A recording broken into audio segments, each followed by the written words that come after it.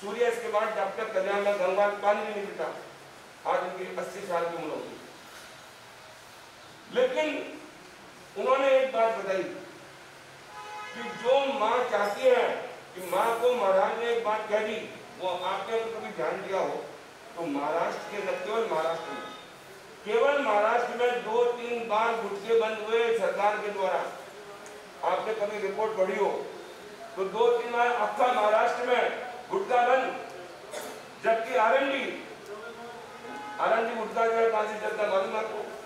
माणिकचंद गुटका कहां से चलता है? पुणे।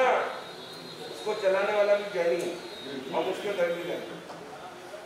रसिकलाल धारीवाल जिसके माध्यम से आरएनडी चलता है, और वो तो अपना पैसा लगाता है गुटका चालू करने में, और कल्याण में गंगवार पैसा लगाता है सत्य से पीतम मुकम। सोने का पात्र जो होता है वो सत्य का मुंह ढक देता है, वही हाल हुआ। कल्याण में गंगवार क्या कर लेगा? उसके हर कितने पैसे, वो एक बार देखने के 1500 रुपए देता है, तो एक बार देखता है 1500 रुपए, और सारे लड़ाई में जा रहे हैं उसके पैसे। फिर भी उसने एक छूट दे दी कि कोई गरीब आदमी मुझे दिखाने आएगा तो उसे 300 रुपए। तो यहाँ तो सब गरीब ही बैठे हैं, भगवान कौन है? वो कहते सब पैसा वाला आदमी नहीं, वो गंगवार क्या कहता है, हमारे पैसे वाले आदमी भी कहते हैं मेरी परिस्थिति नहीं है 300 रुपए दूंगा। तो मैंने रास्ता निकाला, क्या निकाला कि तू मुझे ये लिख के दे दे कि मेरी परिस्थिति नहीं है, मैं 300 रुपए दूंगा, तो मैं दे दूंगा 300 रुपए। अब लिख के कौन देगा? 1500 रुपए दे, और 1500 केस पे जा रहे हैं। दुनिया में ऐसे लोग भी बैठे हैं। इतनी सारी कहानी सुनाने का मतलब कुछ तो समझ में आया आपको? नहीं समझ में आया? महाराज ने क्या बोला? चौयार करना, कोई तर्क नहीं, कोई वितर्क नहीं। महाराज ने बोल दिया चौयार तो चौयार। महाराज ने मेरे लिए बोला, मेरी संतान के लिए बोला है, तो उन्होंने चौयार कराना शुरू कर दिया। दुनिया में ऐसे लोग भी बैठे हैं, और ऐसी महिलाएं भी बैठी हैं जिसके कारण से ये धरती टिकी है। अगर आपकी इंडिया की धरती बची भी है तो वो धर्म के नाम पर बची है, अहिंसा के नाम पर बची है, सत्य के नाम पर बची है। आपने सुना होगा कि नस्नादमस की घोषणाएं, एक भविष्य बेटा हुआ है नस्नादमस, उसकी पुस्तक छपी हुई है जिसके अंदर भविष्य की घोषणाएं छपी है। उस नस्नादमस की घोषणा में एक बात छपी बहुत पहले, वो किताब अभी है, उसमें उसने लिखा कि अमुक दिशा में 2 लोहे के पंछी आएंगे और वह लोहे के पंछी भयंकर विनाश लीला करेंगे, भयंकर विनाश लीला होगी। ये छपा हुआ, आज भी छपा हुआ, लेकिन लोगों को समझ में नहीं आई कौन से लोहे के पंछी और क्या दिशा होगी, ये पता ही नहीं चला। लेकिन पता कब चला? 2001 में अमेरिका के अंदर ओसामा बिन लादेन ने अपनी योजना के अनुसार हवाई जहाजों को भेजा, और वो सीधा व्हाइट हाउस की तरफ बढ़े, कुछ पेंटागन की तरफ बढ़े, कौन बिल्डिंग की? वर्ल्ड ट्रेड सेंटर के अंदर घुस गई कुछ की पूरी हवाई जहाज, और विनाश लगा, हजारों आदमी खत्म, हजारों आदमी साफ हो गए, मर गए वो। तो इसका मतलब क्या हुआ? 2 लोहे के पंछी, कौन पंछी?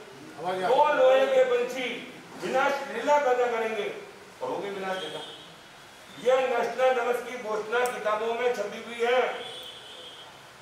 अब एक दूसरी बात, उसी किताब में एक बात और छपी कि ये जो आपकी 21वीं सदी चल रही है, कितना साल हो गया? 22।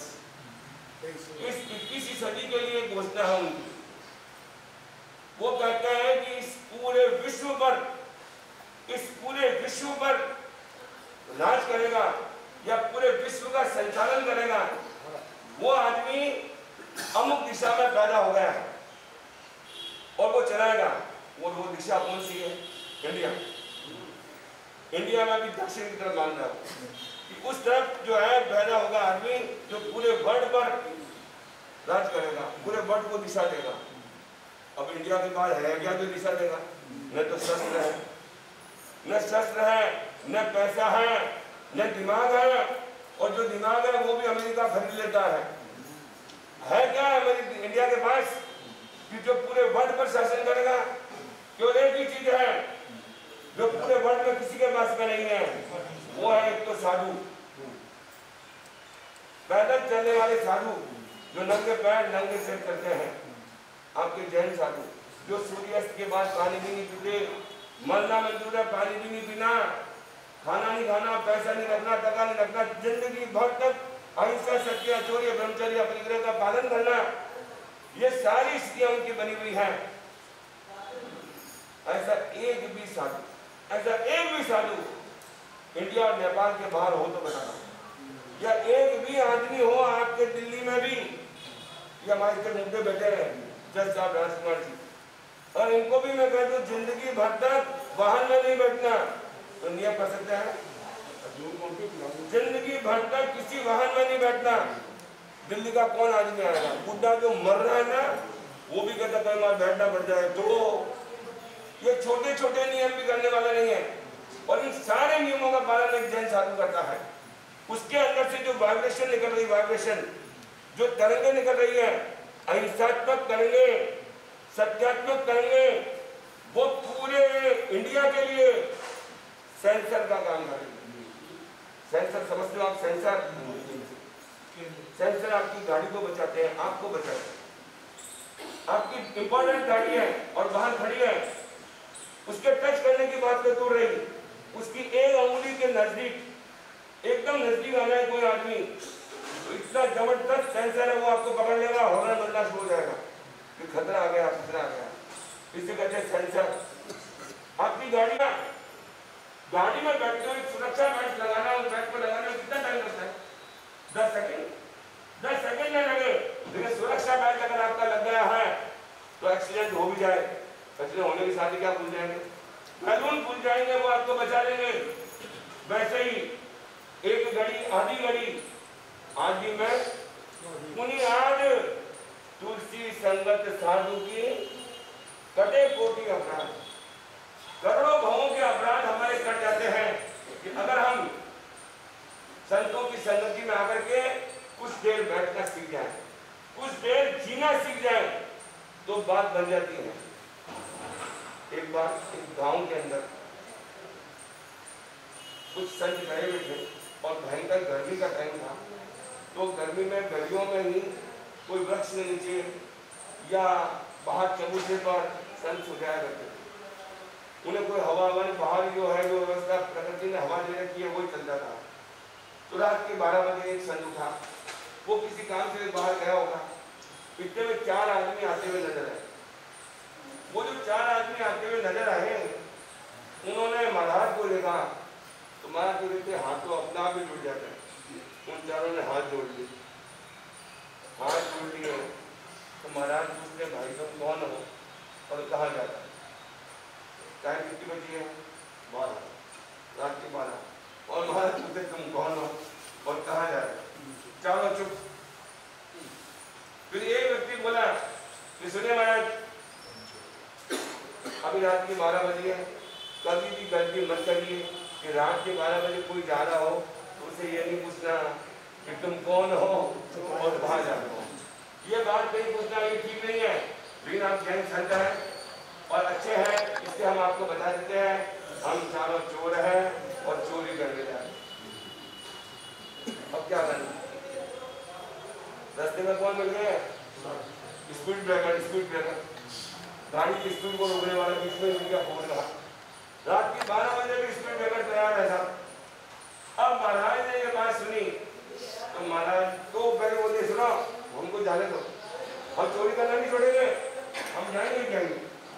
महाराज की समझ में छोड़ेंगे नहीं। महाराज ने तुम्हारी मर्जी हो जो करो, लेकिन तुम मुझे मिल गए हो, एक काम कर लो। कि क्या काम कर लो? एक काम है कि जितने दिन हम यहाँ रहे उतने दिन तुम रोज यहाँ। थोड़ा भाइयों आप थोड़ा आगे भी सकते हो, हमारे पीछे भाइयों बने तो मुझे आवाज मुझे आने की खड़ा होना पड़ेगा। थोड़ा आगे भी सकते हो फटाफट, उठ के आगे आ जाओ।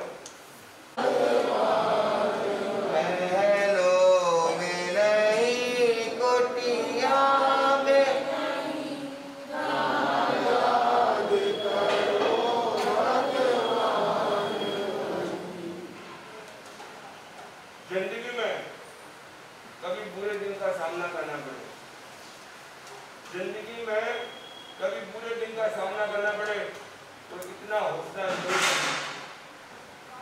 जिंदगी में कभी बुरे दिन का सामना करना पड़े तो इतना हौसला जरूर रखना कि दिन बुरा था, क्या बुरा नहीं था, दिन बुरा था, जिंदगी नहीं। जिंदगी में कभी बुरे दिन का सामना करना पड़े तो इतना हौसला जरूर रखना कि दिन बुरा है, जिंदगी नहीं। जिंदगी बहुत बड़ी बड़ी है, वो जिंदगी आपको कुछ न कुछ अच्छा ही लाएगी, कुछ न कुछ सही लाएगी। जो आज है वो कल नहीं है, जो आज है वो कल नहीं रहेगा। कल बदलेगा ही बदलेगा, बस हौसला बुलंद रखिए, हौसला ऊंचा रखिए तो जिंदगी बदल जाएगी। अगर मैं आज आपको पूछ लूं कि इंडिया में इतने प्रधानमंत्री हुए हैं, सबसे बढ़िया प्रधानमंत्री आपकी दृष्टि में कौन है?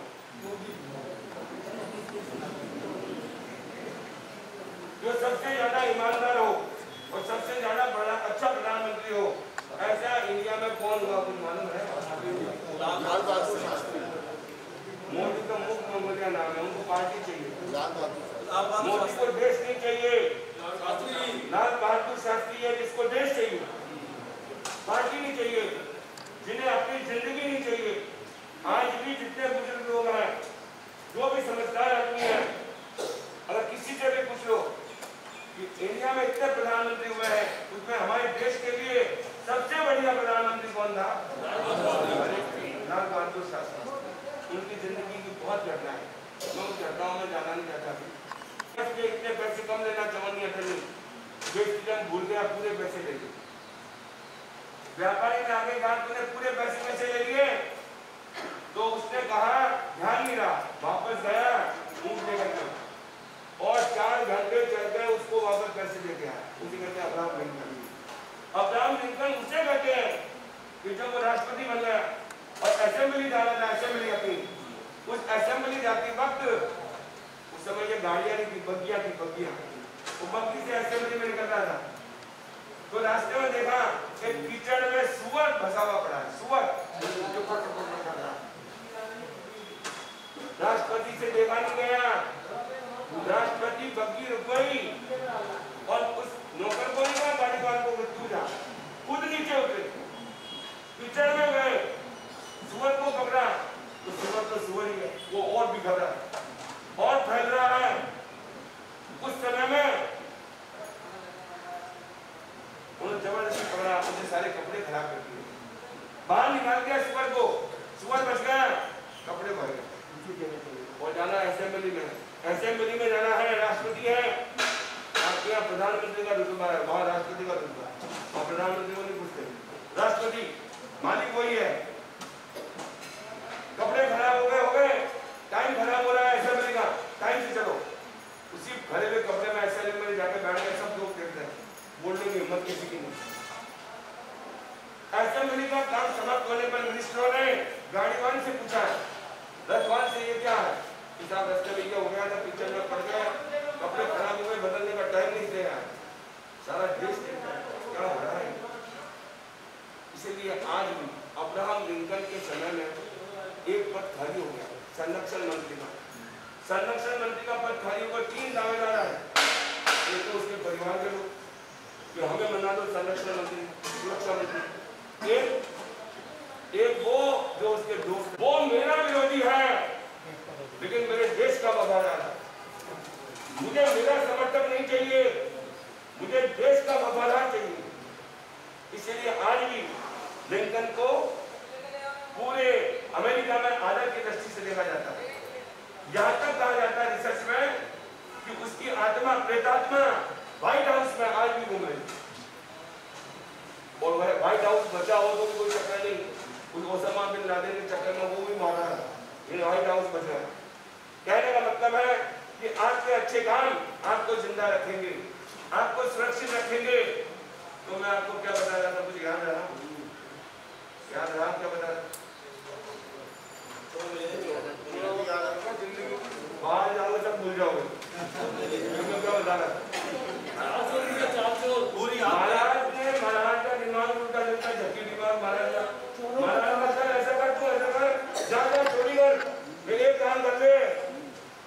जितने दिन हम यहाँ रहेंगे उतने दिन रोज तुम्हें यहाँ आना, खाली एक बार मंगनी सुनना है, वो 3 दिन हम नहीं आएंगे।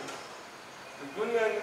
अरे वहाँ को बैठा थे अशोक जी कैसे था, वो हरे को दूर दूर के देखते हैं कौन है, वो फिर हमको पहचान कर चोर है और कोई पुलिस में दे दिया तो हम चक्कर में पड़ जाएंगे। आपके ऐसे बहुत सारे शेख साहूकार हैं और उन्होंने अगर पकड़ लिया दे दिया घूर के हम फंस जाएंगे, मर जाएंगे, हम नहीं आएंगे आपके चोरी दर्शन करने। तो 3 ने तो मना कर दिया, फिर एक ने कहा यार महाराज ने इतना कह दिया है और जैन साधु की बात नहीं टालनी, जो कह दिया उत्तर ठीक है महाराज मैं रोज आऊंगा, अब मैं कब आऊंगा ये नहीं बताऊंगा, आऊंगा रोज।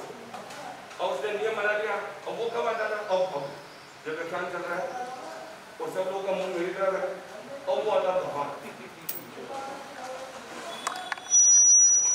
किसी को दिखाई नहीं कौन आया, आपने उसको लेना देना नहीं आपसे, इसे लेना देना किससे, महाराज जी का है ना, और आपको लेना देना किससे, मदेवना नहीं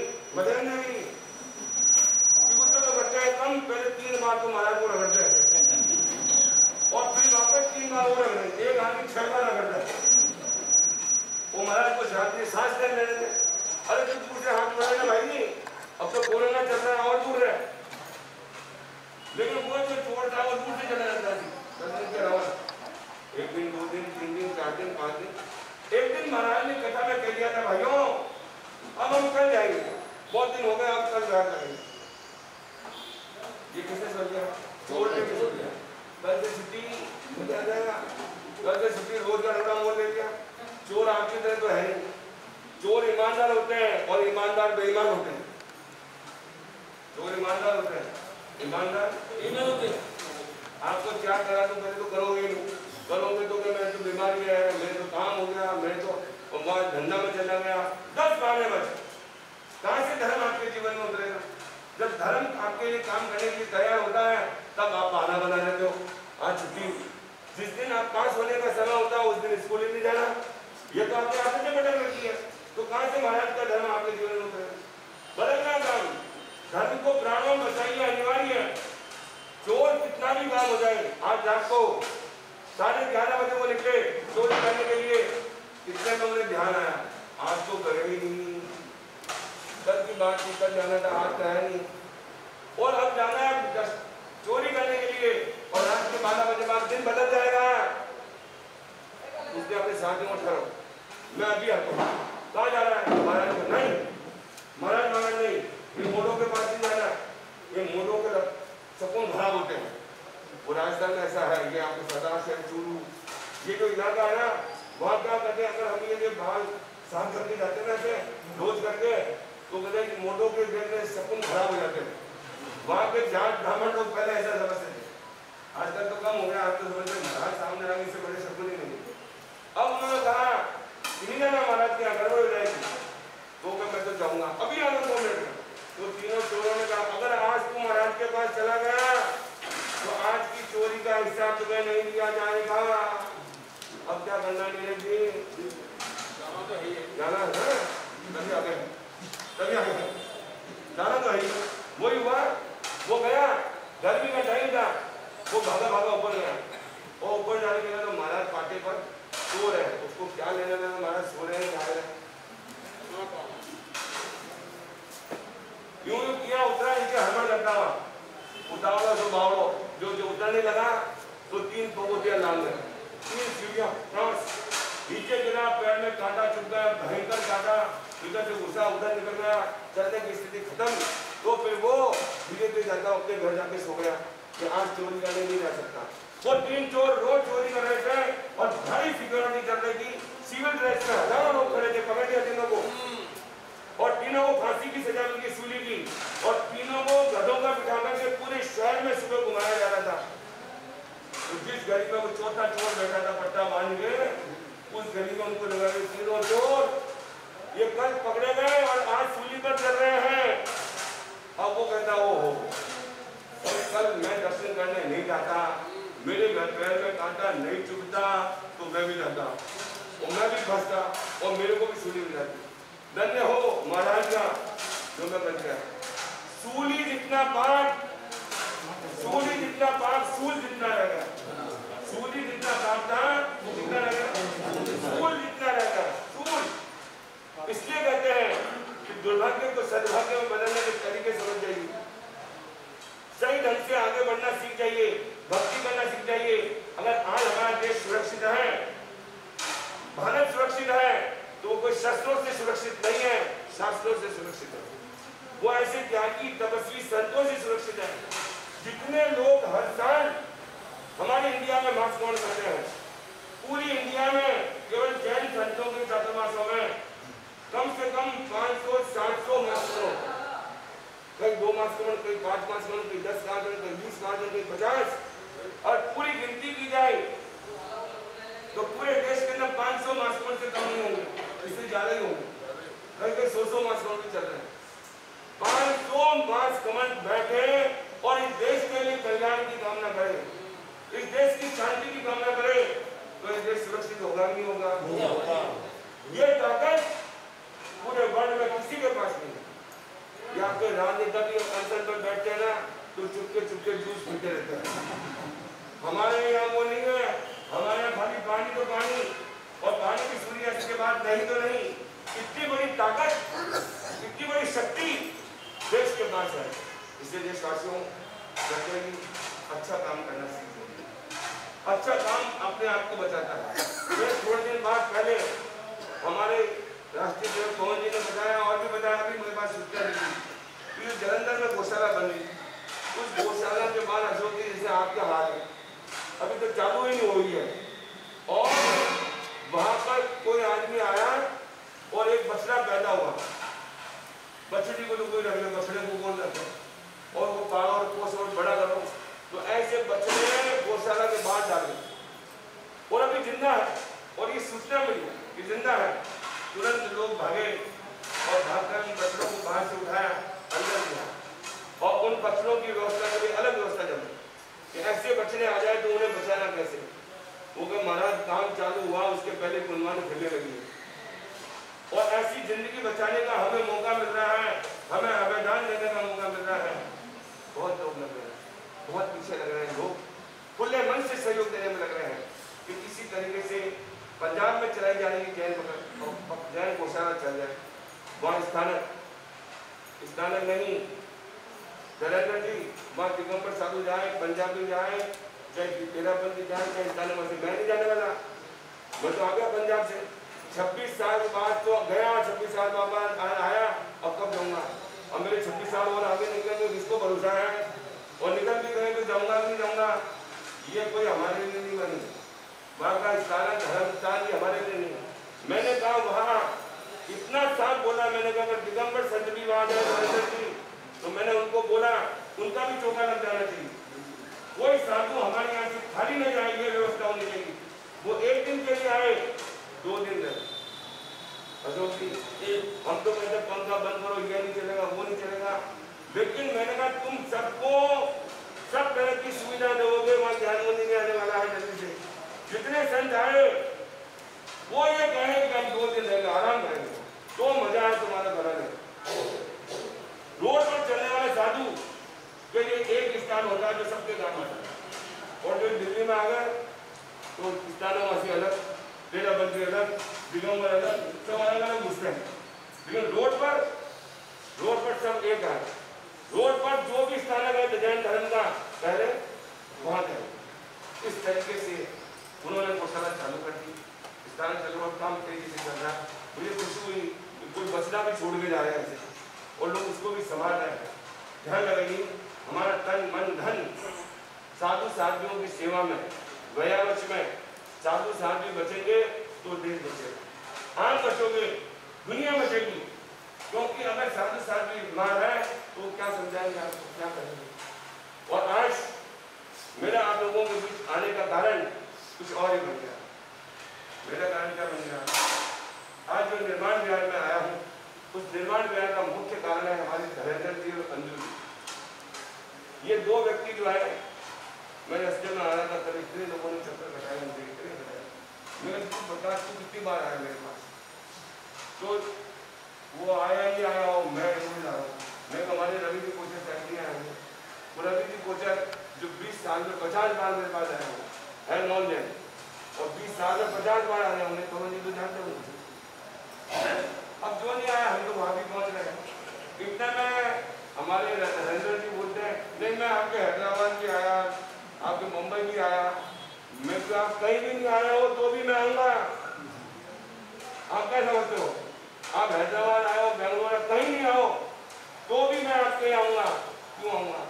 उनका अंश मेरे पास बैठा और इनकी धर्मपत्नी अंशु जी इनका सगा भतीजा है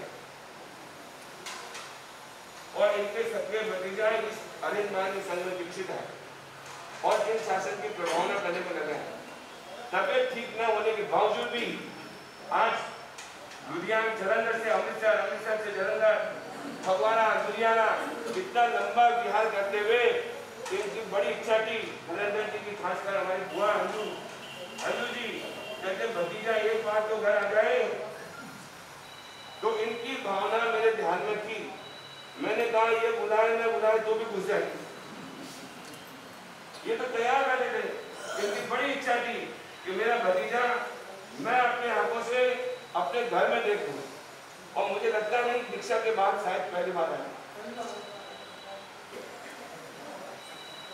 नरेंद्र जी ने वातावरण थोड़ा ऐसा बना दिया है कि दीक्षा के बाद ये पहली बार इनके घर में आए।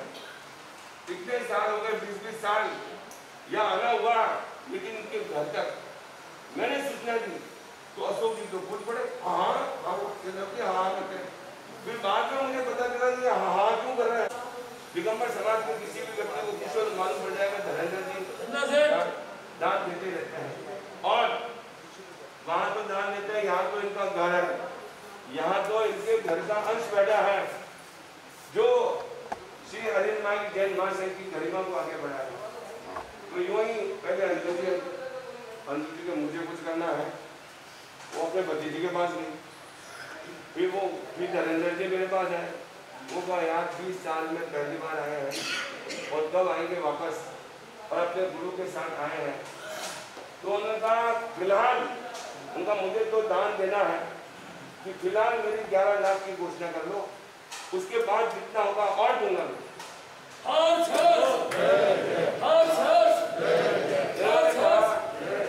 साधु साध्वी श्रावक सविता खासकर मेरा संत मेरे परिवार के सदस्य दीक्षित है और 20 साल से अरिंद जैन महासंघ जी जान लगा करके सबकी सेवा करने में लगा है।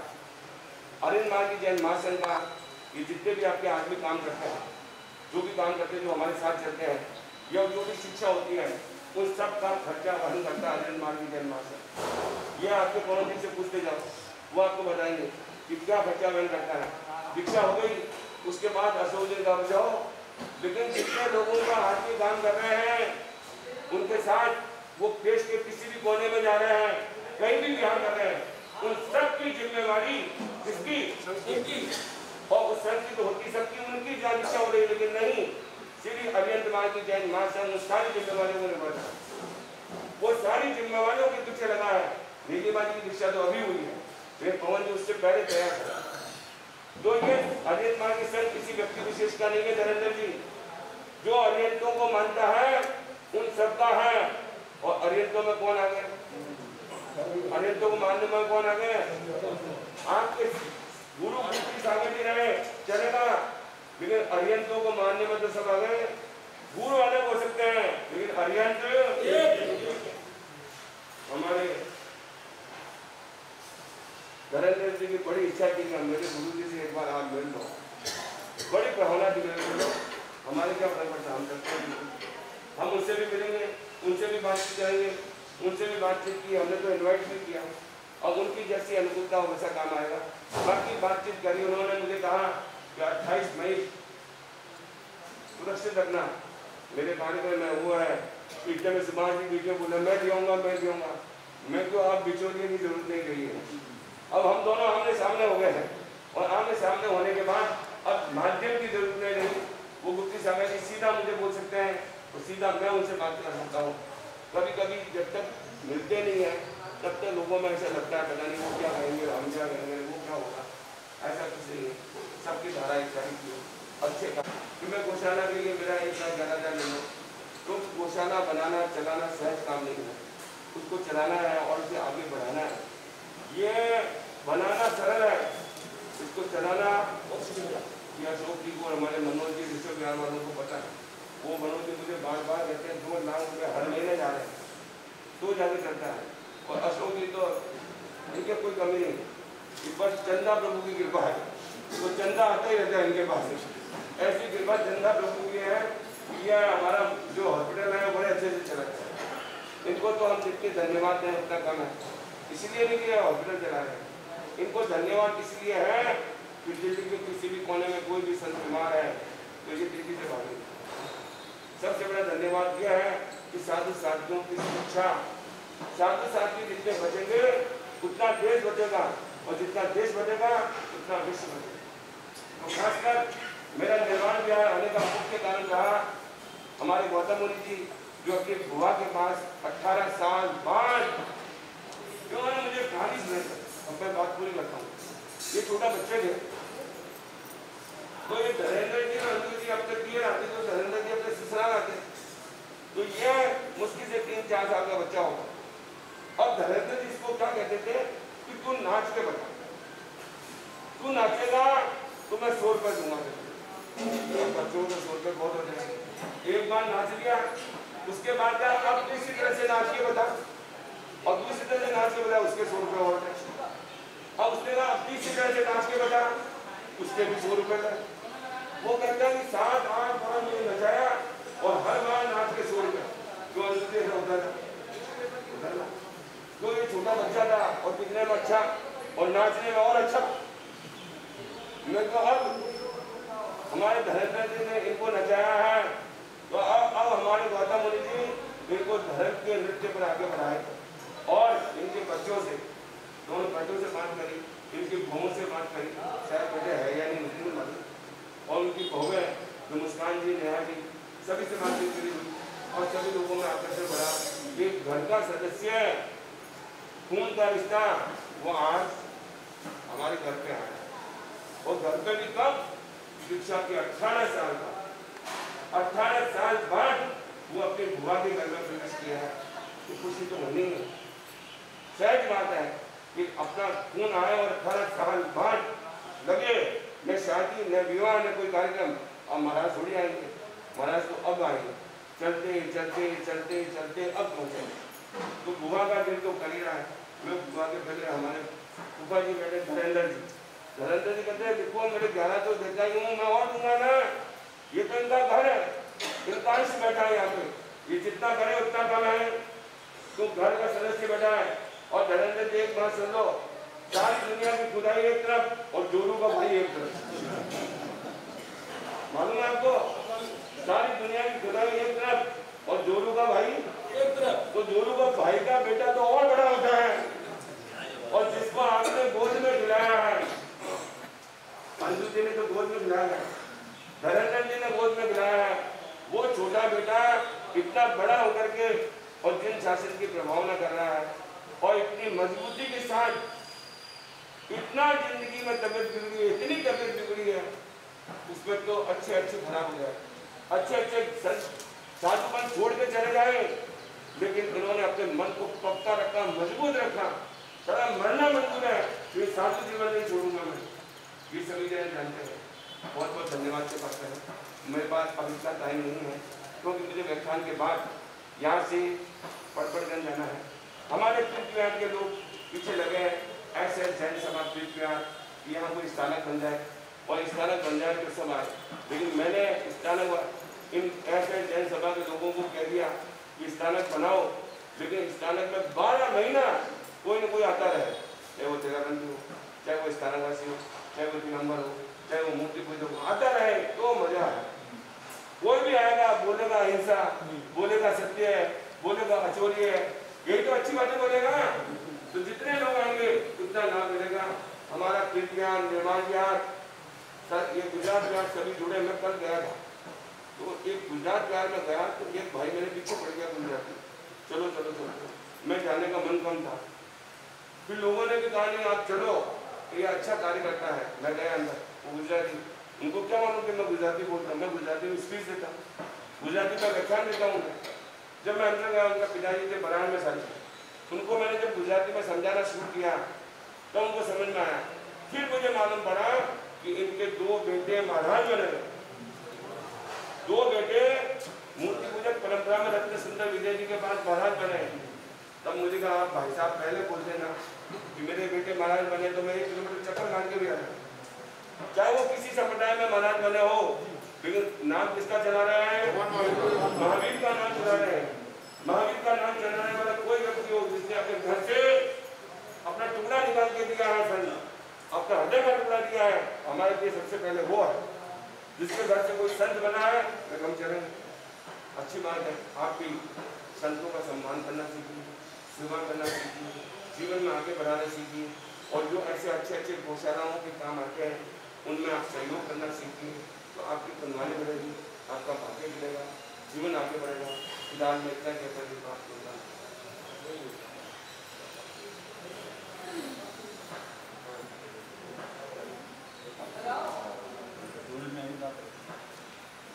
पंचपरमेश्वरी को वंदना नमस्कार करने के पश्चात पाठ पर विराजित आचार्य भगवंत आदि खाने 6 के चरणों में SS जैन सभा पीठ विहार का वंदना नमस्कार करता हूँ और उपस्थित जनसभा को सादर जय जिनेंद्र।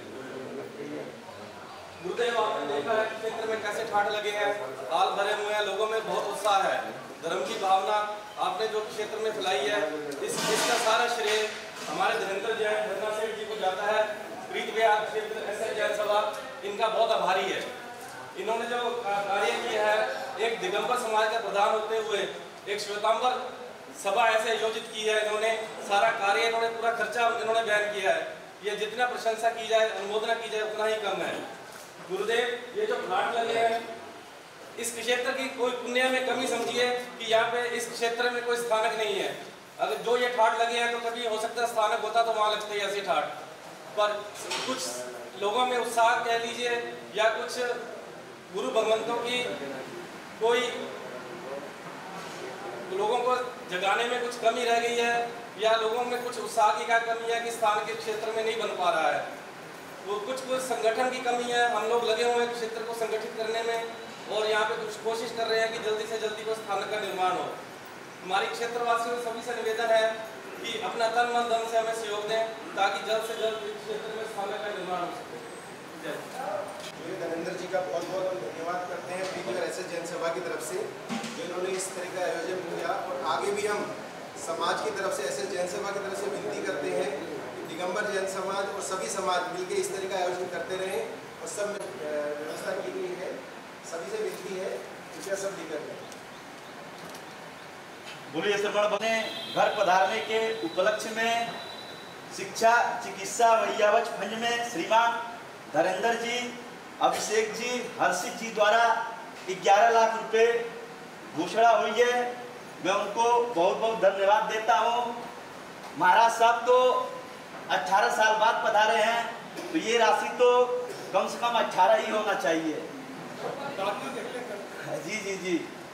और एक बात मैं आप सभी को बताना चाहता हूं कि आचार्य भगवान का जालंधर में ऐतिहासिक चातुर्मास संपन्न हुआ, जिसमें आचार्य भगवान के प्रवचन से, आचार्य भगवान के संयम से प्रेरित होकर एक दानवीर जो है श्रीमान धर्मवीर जी जैन द्वारा वहां पर बहुत बड़ी जमीन गौशाला के लिए दान में दी गई, जहां पर एक बहुत सुंदर गौशाला का निर्माण कार्य चल रहा है।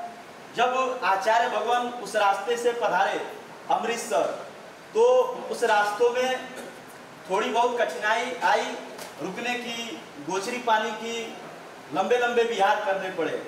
फिर वहाँ पर एक सुंदर सा जैन स्थानक का भी निर्माण कार्य चल रहा है, जिसकी भव्यता, सुंदरता, संपन्नता की ओर बढ़ रही है। इसमें अभी अभी श्री नरेंद्र कुमार जी, अंकित जी बोहरा जैन जो ब्यावर के हैं, उन्होंने 1,11,000 रुपये गौशाला में दान दी। उनको भी बहुत बहुत धन्यवाद। जय जय। मैं आप सभी से विनम्र अनुरोध करता हूं कि इस शुभ कार्य में जो गौशाला निर्माण कार्य हो रहा है, आप सभी भी जरूर जरूर बढ़ चढ़कर हिस्सा लें और इसमें दान देवें। आप सभी वहां जा भी सकते हैं, रह भी सकते हैं, देख भी सकते हैं और गौ सेवा भी कर सकते हैं। तो जो भी महानुभाव हो वो जरूर जरूर इस यज्ञ में सहयोग करें। गौशाला की निर्माण के कार्य में जरूर अपना सहयोग दे। तो नमस्कार करने के पश्चात भाइयों विश्वबोध भाई ने यहाँ ऐसे जैन सभा के गठन के बारे में कुछ जिक्र आया। मुझे ये मालूम है अगर प्रीत विहार में 50 परिवार है तो 25 करोड़ रुपये तो एक महीने में इकट्ठा हो सकता है। यहाँ ऐसे परिवार हैं। मुझे ऑफर है कि पवन भाई कुछ दिन के लिए प्रीत विहार आ जा और जो इकट्ठा हो बाकी सारा मैं दूंगा, मतलब कितना भी खर्च हो मैं दूंगा पैसे, लेकिन तू सामने आ जा। मुझे मालूम है कि यहाँ सिर्फ महाराज साहब ने एक बात कही, जो भी स्थान बनाया भगवान महावीर के नाम पे बनाए, किसी तरह का किसी के आने पे नाकबंदी ना हो, सब आए वहाँ पे। इसी वजह से इसलिए काम लेट हो रहा है। मैं आपको अंदर की बात बता रहा हूँ। अगर यहाँ ऐसा हो, सब ये बात को मान ले कि जो भी आएगा सब अपने हैं, सबका सम्मान होगा, तो यहाँ स्थान बनने में देर नहीं लगी। सिर्फ इसलिए थोड़ा लेट हो रहा है। आप सब इस बात को समझ जाइए। आज महाराज साहब ने कितनी बढ़िया उदाहरण आपको कई जगह के दिए, एक जगह नहीं कई जगह के दिए हैं। इस बात को समझ लीजिए। तो प्रीत विहार में मैं समझता हूँ अगले साल स्थान प्यार मिलेगा। यही मेरी आपसे निवेदन है। आप सब करिए, जितना कर सकते हैं करिए। बाकी मेरे पास ऑफर है कि जितना कम पड़ेगा ध्यान रखिए। शांति। यहाँ के जो कार्यकर्ता सदस्य कर रहे हैं वो मुझसे 2 बार 3 बार मिल चुके हैं। कल से अगर 2-3 दिन से लगातार बातचीत हो रही है उनकी वजह से, और आज हमारे पवन जी ने एक बात साफ कर दी है कि इनके पास है। तो अब हम चाहते हैं कि जो कार्यकर्ता मुझे मिले वो खड़े हो जाए, जो मुझसे मिल चुके हैं। 3, 4, 5 जने जो मेरे पास आ चुके हैं, जिन्होंने सारी बात रखी है। अब आप जो है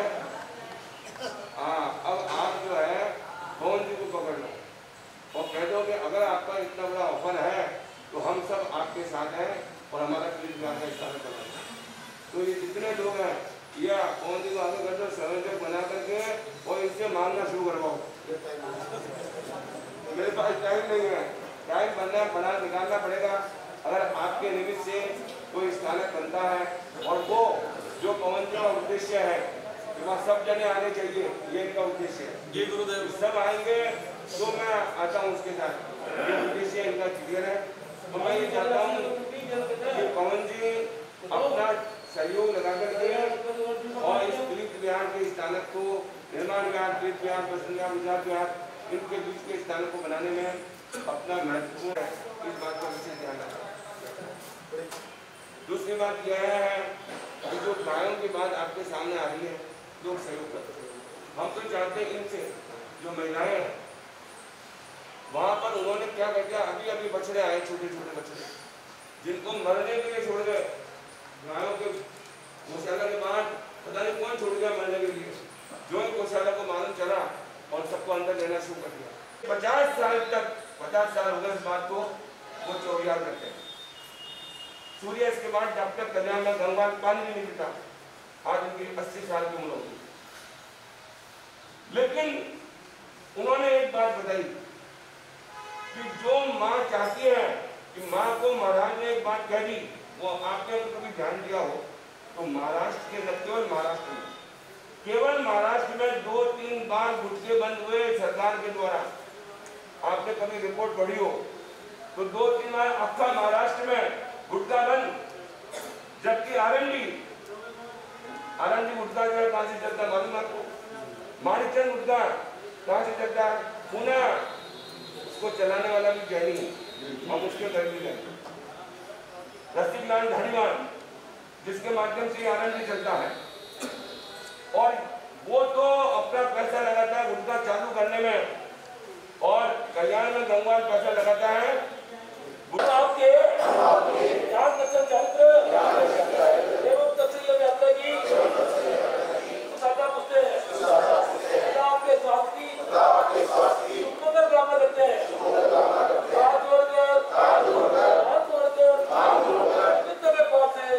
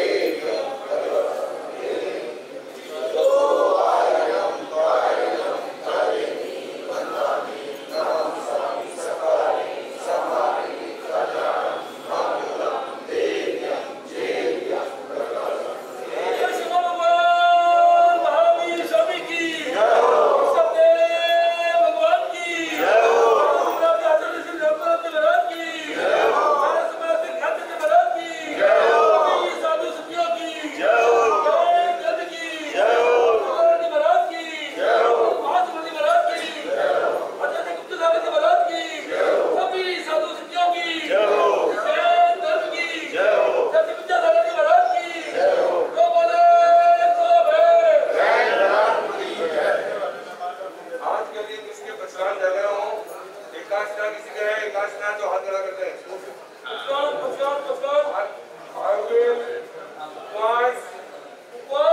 और कोई पुरस्कार है किसी के?